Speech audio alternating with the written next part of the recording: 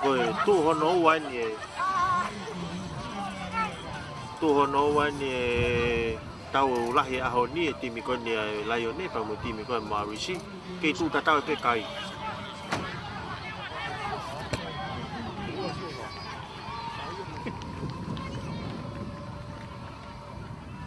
Tolu angere ia ki he o fulu a Marisi ke he aka mai pulu ia.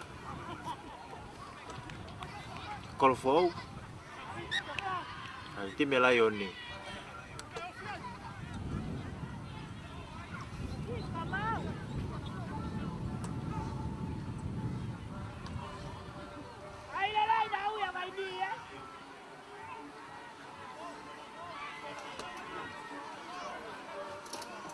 Tu whakaose ni ke aho ni.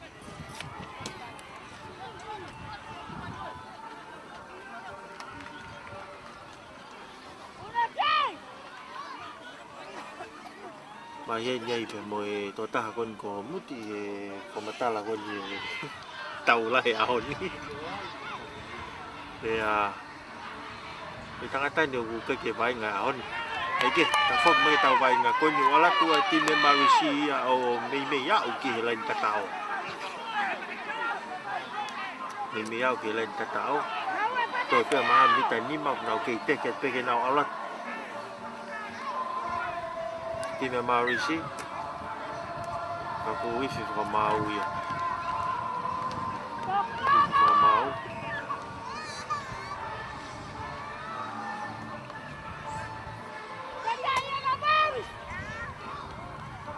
Kau dia sekarang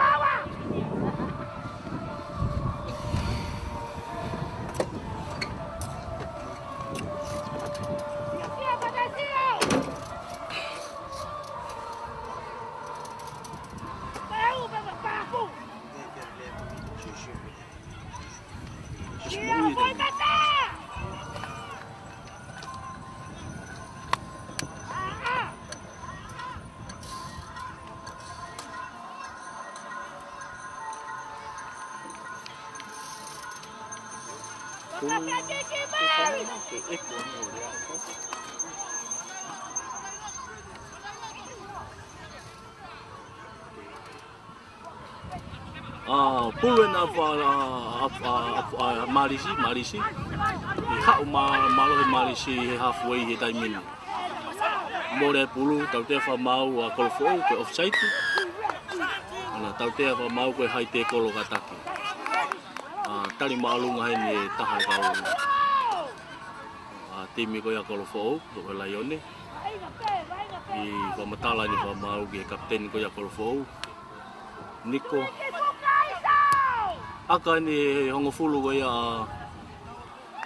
i he wha ikon ko ke lain tata ako ya kolofo mita hongo fulu au tie ni he mita na e wowa pulo ne Marisi lain au tie ni mita wowa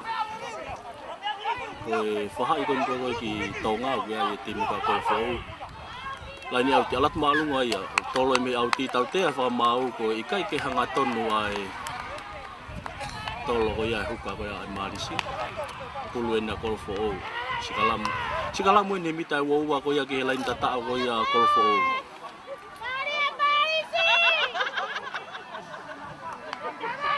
tau mari au bite ha ni ko kayu ke hongo fulu ai Marisi ki tolo a kolofo ko nga whaka osi ko gene wai ngā tūhonoa. Sikalamu ini mita ua pule na kolofo. Tolo hawhi ki loto sikalamu.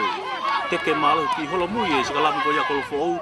Malo ya pute teke ko Malisi. Mau Malisi, albe fesi ke sekeni ke senta hom watu. To na mita ngo fulu ke lain tatao. Tu ia tuku kilalo. Mita ne ni manai, mita ni ke lain tatao ya kolo fo ke oho kai ya Malisi. Tau te he fa mau advantage. A kolo fo. Tau te ako ni he mita ni ko ke lain tatao ko ya kolo fo. Ko not war away ka ke unu mi time kon ko Oscar no te ko loi pa ke unu ki ta faaki no fa ngata ya e pulu lo tonga ko ya e lucky filia e Malisi ke na sikalam malo ya pito e time yo sikalam wa ya Malisi ki holomui ko se ke ko ke ka fuweti ko ya ko fo una ki holomui ya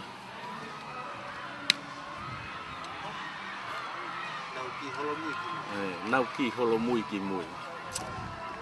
Sekalam ko ni he mita nima pulu ya Malisi. Mita nima ne lain tata ko ya kolofo.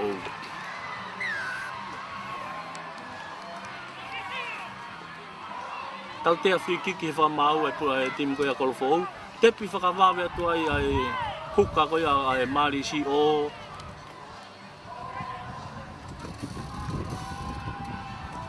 ika ki tata. Ko e pulu e na kolo Malisi ke advantage en tau te ai na kolo fo to Filipe Malisi ke na u sikalamu ne mita ni ma ko ya ke lain tata ko ya a kolo fo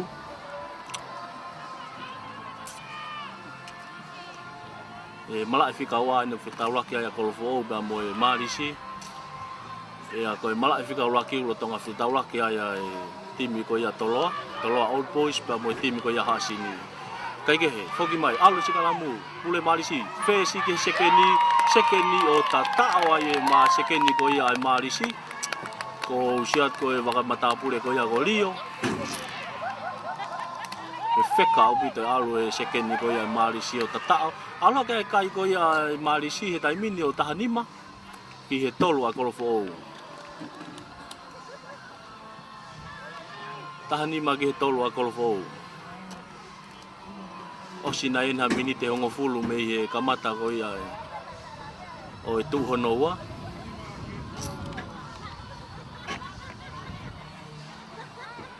ko tu en ke aka he fesi ko ia Malisi e nau tatao o tau kai ko tahani mai Malisi ki tolu ala yone kolofo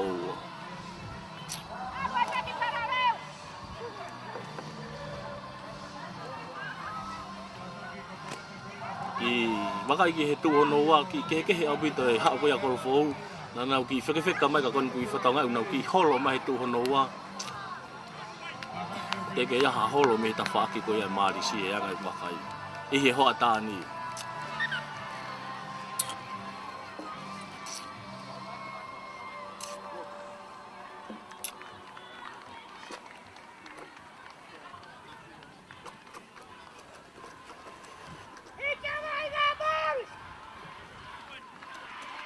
Hoki mai ni ke kick off.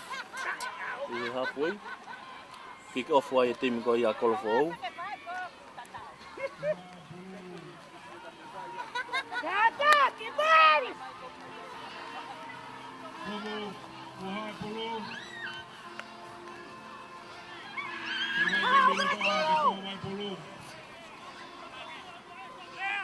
Te ke kamata.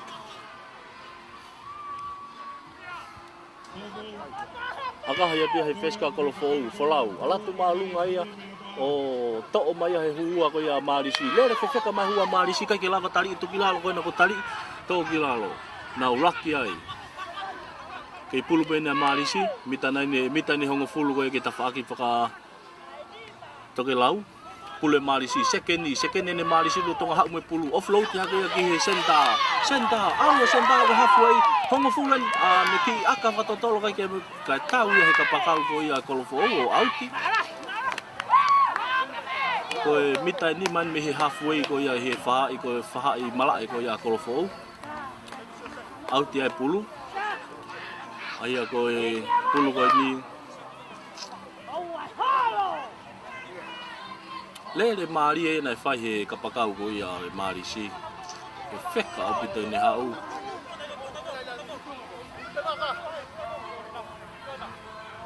Pe aku auti heni ka pulu ia kolofo o. Ke whamau, o a kolofo o. Auti heni he i taha mita ni manai me hafu e whahai mala e ko ia kolofo o. Mau bea moe tolo pulu ko he tima kolofo o. Ko huka na kolofo o. Alatu maalunga ia, mau he hua ko ia keke e ife whamau, keke hanga tonu e tolo ko ia. Ko ia ko sikalamu ko ni pulu ia e marisi. Apo o.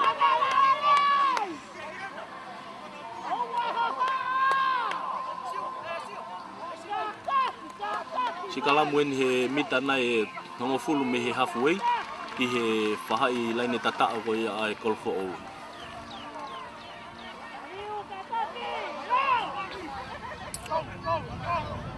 Mari e api to e whiau au hi ango te mini.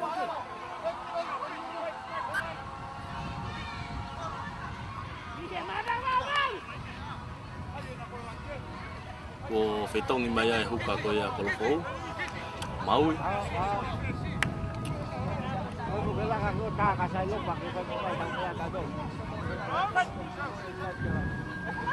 Sikalam ko ni ka pulu e marisi.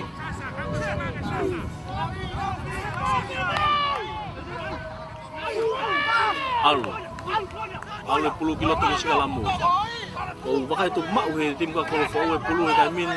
Tau te ai he whamau a marisi. Tau te he whamau e timi ko ia marisi. Pulu e na kolofo o.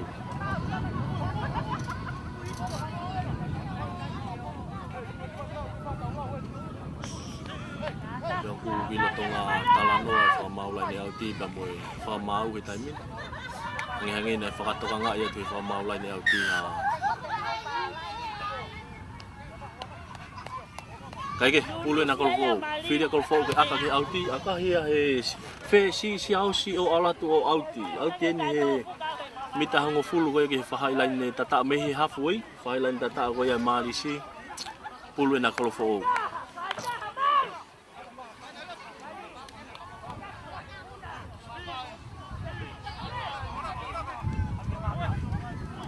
Wa vepe tau taimi mako osin hamini te wanoa me tu wanoa. Laini au tiro ni tai mitahango fulu ni halfway. Pulu a kolofo tolo ia sai au pito. Kataki tau te a whamau. Koe kai ki hanga tonu ai tolo e. Tau te a whamau tim ka kolofo koe pulu e na marisi. Ko whatoa ngai he whiawhi ni talu e tolo e timi kona ko whauku kei hipa pe. Kei hipa ngai tolo laini auti koe ni. Kaike. Mita ni hongo fulu mei he halfway. Sikalamu ia koe pulu e marisi.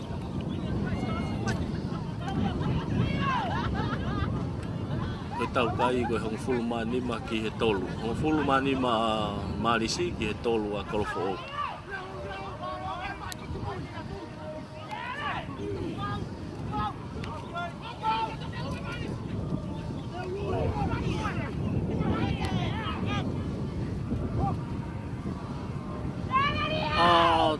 Alu sikalam ko ni pule marisi homwan no tonga i halfway he taimini laku ata tau to ago marisi o wakaya to knock on kai ke mau lele ni kapakau wa te pulu ke kapakau ko homo pulu ya to ka teka ki mua ya ko tau te ai fa mau o sikalamu i halfway ni pulu ya kolofo pulu ya kolofo tau te ai he whakamau ai koe ka tau te ai koe knock on. A te ki maari e nei whahi timi koe maari sika koe lakwa koe he kapakau kai kene maule rei. Kai homo ia. Kai kene maule rei. Pule ni a kolofo, sikalamu ni he halfway. Suwenia latu koe halfway ai maari si ai kolofo. Amanaki kene tuku mai pulu ke sikalamu, hue sikalamu. Souvenir latu mai pulu, tuku mai kiloto. ki he sikalamu ku vilo a sikalamu alu pe tukang be whamau e ale vainga ko ife whamau tautea ko pulu ene marisi no vilo hiko ya sikalamu tautea i he whamau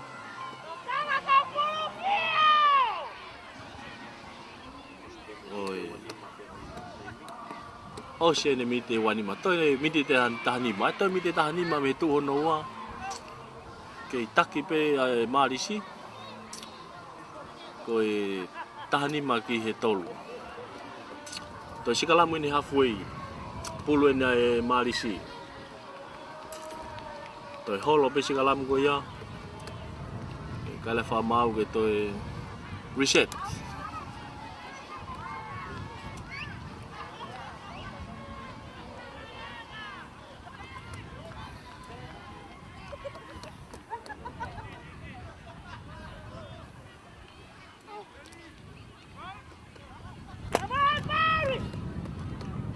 Whakamalo lah he mo tolo mo mamata mai me he tapa pe tongani mo ope ai mai mo wa inga tau fa nau he wata ko ni pulu ni ko tolo me ha fe si ke sekeni ki he senta laku ni marisi me senta ki he kapakau wa hiti alu ko ta ko ni kapakau ai kolofo ku ni wa inga mai ke marisi to tuku ki lalo now oho kaya tu ni ai mitani wo ko ke fa ilain tata ko ya to ye hafu ke marisi tu ia ko ke ka homo pulu ki mui ke oho fe ka pene time marisi da ko fatonga tu ko mole pulu ke time ko kolofo asi mai me ka pa ka kolofo o ne lele mai moia pe a ku ife fa mau ke foki mai ko tautea ni he mita wo ko ke lain tata ko ya kolofo tepi fa ka va ni ki hafe ko ya marisi tu ia tuku kilalo pe aku ko fatonga te fa mau laine lo tonga hiki ko tautea ka wifi fa mau iki ta ofi fa tatari ai fa mau laine oh pe ke ulo po ka hai ni me to kanga ki ai o wakai ke tahai kau ai me timi ko ya ko fo ni lo tonga ta ko to ye mai ia ye ko skula mo foi poloka ako na u tata no mo fa mau mana fa to ma de he fa to nga e de fa mau lai ne ha me na hoko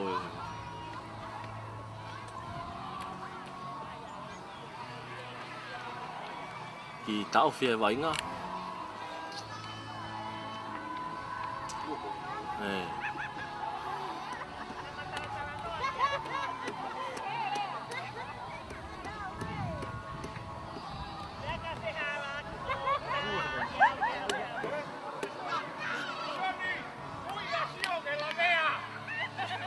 Oia, o ku tau fia taimi e wha mau. Koe lawe ai taha kapakau ko ia timi a kolofou. Pea ku whetongi mai a he are ki taka. Oia ana ku tō mai ki loto, e whetongi tō tangana lawe a timi ka kolofou. Ka uen he kau tangata wai ngā fuoloa pito tolo araki ai kolo motua. Ako ni ku hau ki kolofo o ke puke pe tangata no tare ni ti are ki taka heke mai sana o fikaval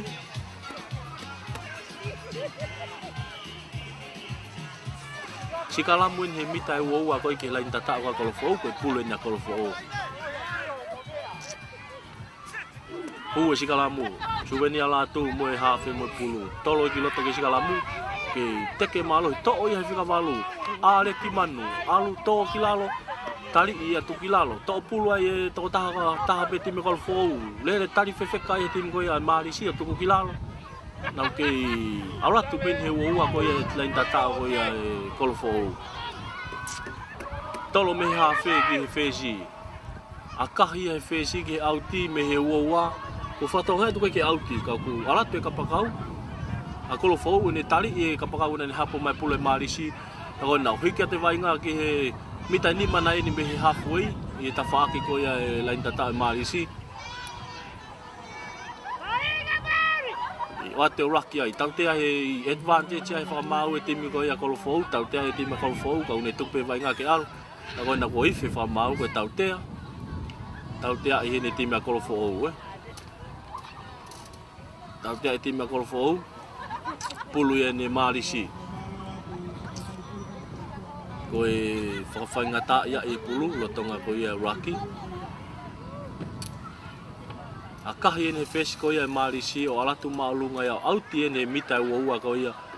Kau ene he akasai au pito hi e whiawhin. Mita hango fulu mei he laine tata o ia kolofo ou.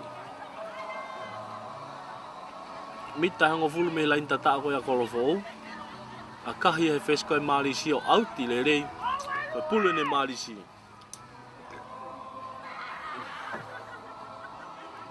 Pulu ene Marisi. Nau laine auti ene he mita nai hango fulu mei he laine tata ko ia kolofo ou. Tolong ia tu he huka. O ife whamau. Ko e tō ki loto e kaupuna ko e ai timi ko ia Marisi. Nau oho ki loto. Nau tau tea he whamau e timi Marisi. Pulu ena kolofo ou.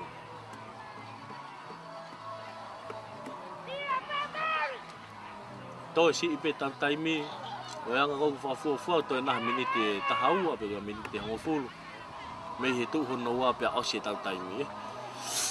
Koe tau kai, koe taha ni mai ni a Marisi ki he tolu a kolofo ou. Sikala mweni koe pulu ena kolofo ou. Mita nani hango fulu ke lain tata koe kolofo ou. Tolu pulu ki loto i sikala mu. Teke marohi o pita teke koe tau tea he whakamau e timi koe a kolofo ou. Koe knock on. So whewheka au pita e sikalamu koe na kolo a Marisi ka ke tau lawa ia taofi mai he timi koe a kolofo ou. I he mala e whika awa inu whetauraki ai e timi koe a kolofo ou pia mo e timi koe a Marisi.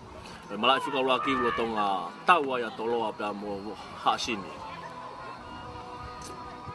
Tau maari e au pita ni aho, tau lahi ni aho. Sikalamu, pulu ene Marisi. Mita ni hongo fulu ke lain tata koe a kolofo ou. Alatu malo he teke. Holomui ko wakasa holomui e sikalamu koe a kolofo ou. To'o he hafe, tolong ke fesi. Ki tamilo ke sekeni ka ne tukuanga ia ki he senta. Tuwifu ai ki lalo. Mita ni hongo fulu ke lain tata o.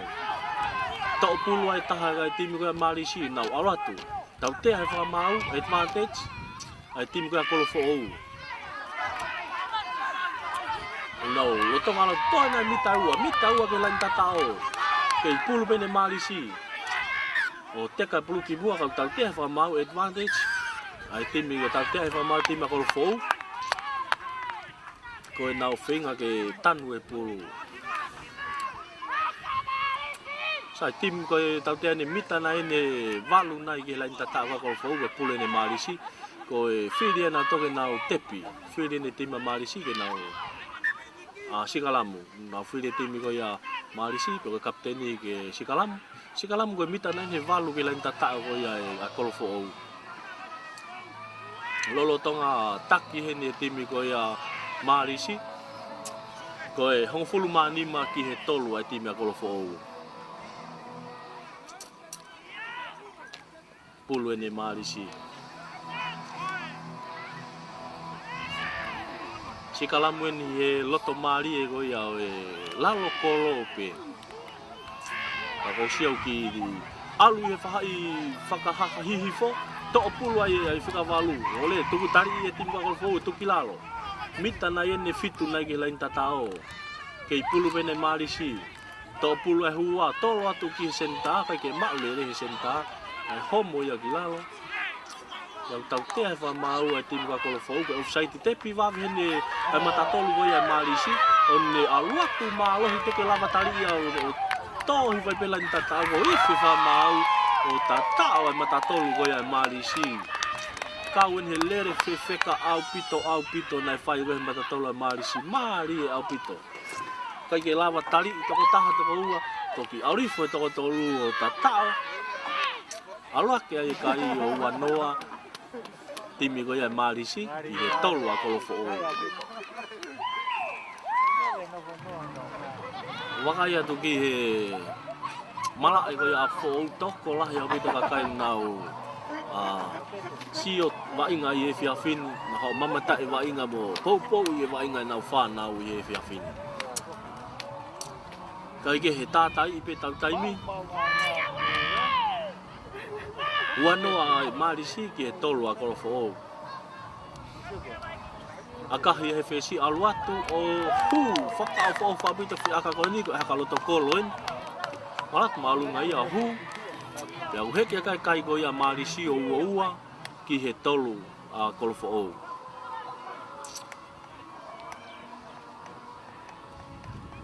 whakamaro tai pepe ko whiha tapa maa mani o ke mea mai me ai ki he wainga ko ia tau whanau i he hoatan pou i ai pe maa inoa ka pulu a tau whanau i he whonuani ala ke kai ko ia marisi o wanoa uaua ki he tolu ai timi ko ia kolofo o na foki main ke kick off restarta kamata aka he malunga tuia o hike fa mau auti aka hi malunga to auti ni he tolong i whakawave mai he kapakau ko ia timi ko ia marisi me tua hau tolo alo lotonga alo seke ni ko ife fa mau na foki ki he laine auti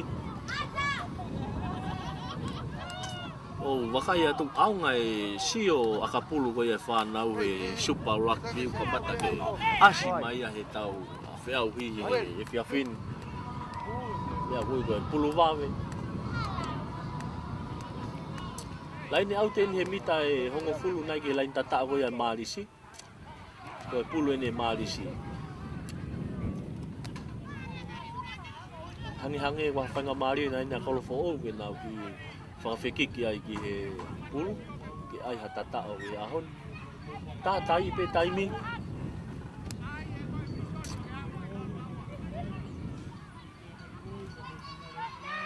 lain au tien ke pulu e marisi mita ni ngofulu ke lain tata o ia marisi ko ala ke kau puna ia kolofo o ke mau tolong i mai he huka hau malunga mau he whikafitu ko e marisi pe ko tau te he wha mau o ku hipa e tolo i kai ke hangatonu ko ki foi palo pare man go fa to nga e talo e lere ai tau ko ni ku ta ko ni lain au tipe kai tolong kai pe ke hanga tonu sai go ilo ko ki nga we lahi ni nga ke ka fa ya ko ki he huka ko ia e ngo nga timi e fe nga e tolo ke hanga tonu lai lahi mo le pulu ko ni ko pulu e timi ko lo fo mitan he ngo fulu ki lain tatao ko ia marisi mita ni ngofulu ke lain tata ko ya marisi sikalamu tolonga tu hafe 10 kilo to ke sikalamu teke malo hi opito in hitimi ko ya marisi ka wifi fa mau to e hufo sikalamu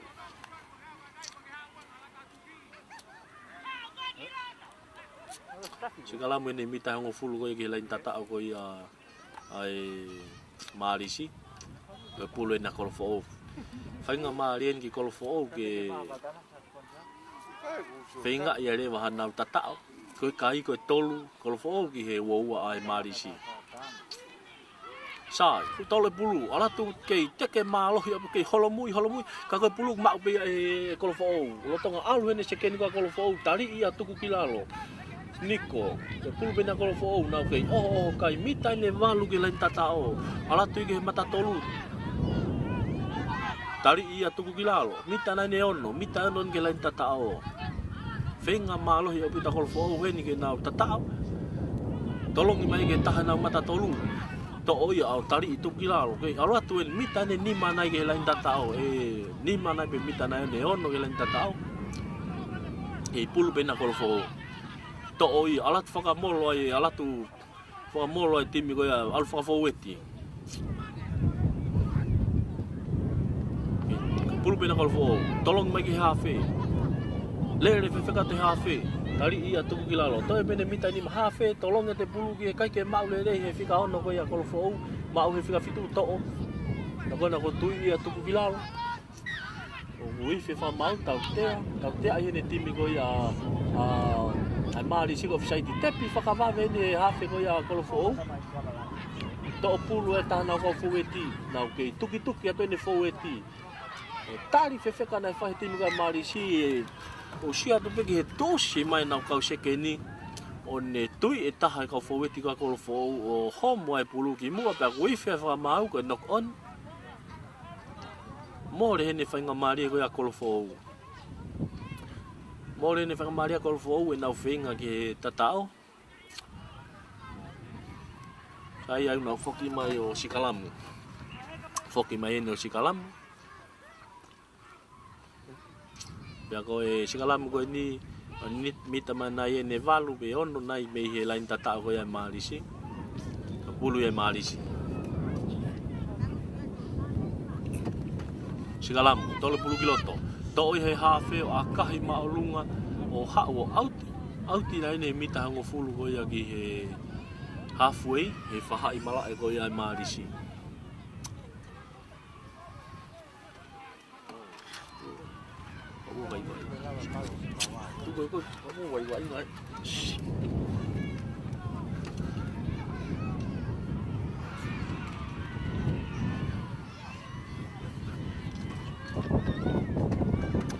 Laini auti ko ni ko laini auti ni mita hango fulu ko me halfway. Whahai ko ki he malae whahai malae ne tim ko marisi. Pulu na kolofo. Pulu na kolofo. Ko ki tuku ai vai ngā tari ki he pulu. Ko na ko whawho ki mai pulu.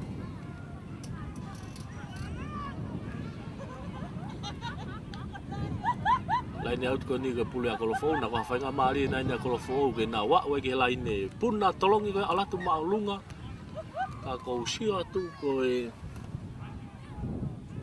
palo pare matatau ai pe ko kai pe ke hanga tonu tolo ko ia huka ko nga we la hine ka whai ko ke whenga e ka whai huka ko ngahi timi ke hanga tonu na tolo ko sia ko talo e kamata vai nga mo i kai pe ke tautea ia pe hipa ko ia tolo. Kai ko e Sikalamu ne mita nai hongo fulu me he halfway. Whahai malae ko ia ke time marisi. Ko marisi una i he whahai whakatoke lau. Aia ko e whahai ko ke tau malu i whanua, tau tahi. O ke ai whahai ko ia time ko e marisi. Pea ko e whahai lewa ki tonga ia time ko a kolofo. Kai ke he tolonga te hawhe ki he whesi. Hau e kolo ko ia kolofo ne mau e hapo i mai ki aka whakatoe whesi o kai ke mau lele ia le kolofo ka to ia mafua ki mua. Pulu ne marisi. Halfway e nuna walatu ai. Tolonga ke kapakau ko e marisi. Lele whewheka te kapakau e marisi. O ne pamu e leo kolo ka kai ke tau lere. Kai ke mita ne uaua. Alu malohi hua na e marisi.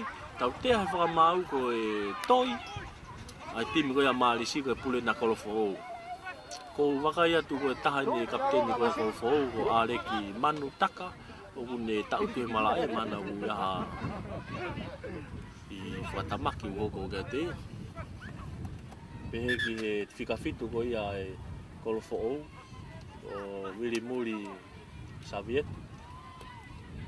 O ku tau te loto malae o e kolos kula na ubere kai mone foi polo ka ki whahangau i ai. Ai na ke lawe ke ha palo tau kawa. Tā tai i pe tau taimi. Ku wawe pe hao se taimi ko kai o e ua ni ki he tolu ai timi ko ia kolofo. Ua e marisi ki he tolu timi ko kolofo.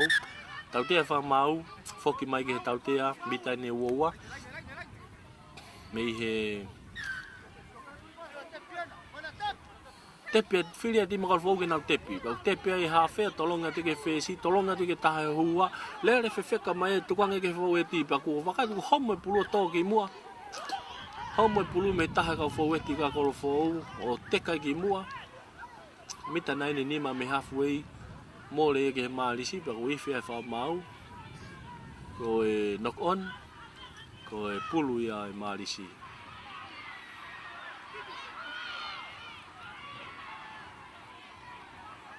au ki tau fia e tau o ki fetong e taha e ka wainga ka kolofou ma ni lotonga lawea koe na ko foki mai wainga sikalamu ni e mita nai ni ma mei he halfway ki he whai mala en ko koe marisi pulu ia e marisi pulu ne marisi ke taki be marisi tatai e tau taimi koe kai koe uaua ne marisi ke tolu a kolofou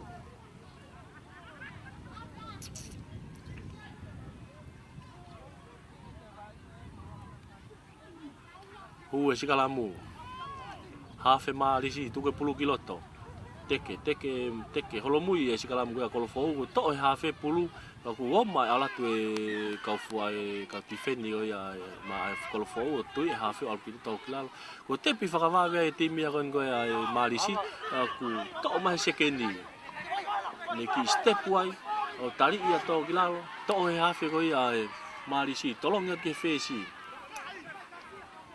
nau ke fetaka ia koe a to klaro o sa tu te kai pulu ke fai ko kolofou ka to e mau bi he marisi tolonga ke hua alme hua ke fika fitu mita ni hongo fulu mi he halfway he whahai mala e ko ia kolofou ke oho kai mai e timi ko ia to ia he sekeni tolonga ke sekeni tolong ke senta o tali ia kolofou tu kilalo nau lucky ai hafe tolong mai hafe ke fesi ko e marisi sekeni ko e marisi ne ki step wai ka ne hu ya ku tali mai he senta ko ia kolofou au ki to hafe o ki aka Oe ko kapakau, tuli kapakau o ne kai ke ne mau le pulu ki whakatau ia he fesi ka tuli he kapakau koe marisi.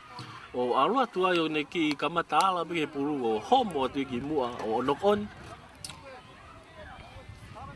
O ifia e whakamau ko e sikalamu pulu a kolofou. E ka ne mau e kapakau a marisi ko e tata o pau. Kai ke, ka foki mai. Sikalamu e ni mita nai ne ni mage he lain tata ko ya kolofou pulu ya kolofou ki wakai ke ki whakato e fesi tonu au pito si e fesi guava ma mui bane ki whakato nga e te kapakau ne turi kai ke ne mau le kai homo ai pulu sigala muen he mita ni main ke lain tata ko ya kolofou pulu ya kolofou sigala mu to ia ale ki manu taka lere malohi ma ale ki ne tuang ia ki ne hafe ke taha ka usekeni na to ku tali pati mai o ki aka ka to tolo ka ne ma ule lotonga ne ke fenge pulu ko tu ia to ka to aka hi taha ka kapakau ku tau te ha ma uti me marisi ko na tali tai pulu e sekeni ko ya kolofou tali auri vai le tautea fa mau ko tautea ni he halfway ton pulu a kolofou ko tali tai pulu e tim tepia e tim ko kolofou o nau ala te hua lele fefeka te hua ko tali ia to kilalo ko siatu ke mau pe kolofou e pulu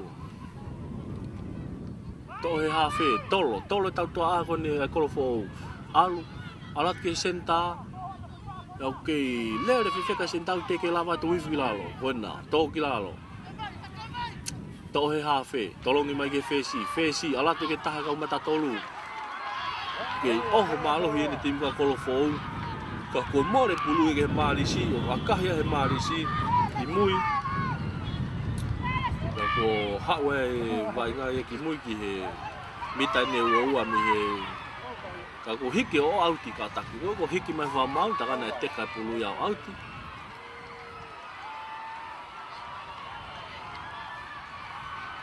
teka pulu auti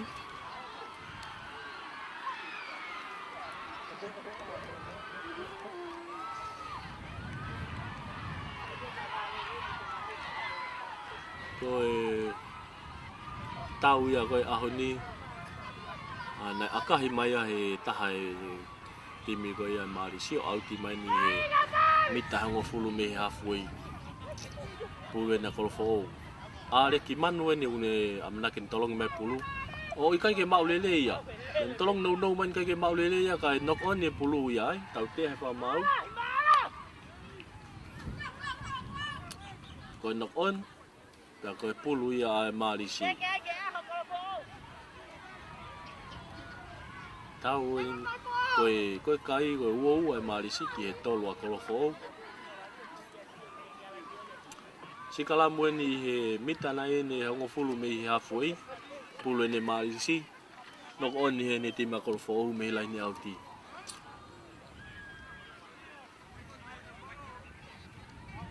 Ou e sikala mu. Pulu ene halfway ko ya marisi. Tuku kiloto ke sikala mu. Usiat ke pulu te kai ke tafaki ka kolofo. Ma o kolofo e pulu.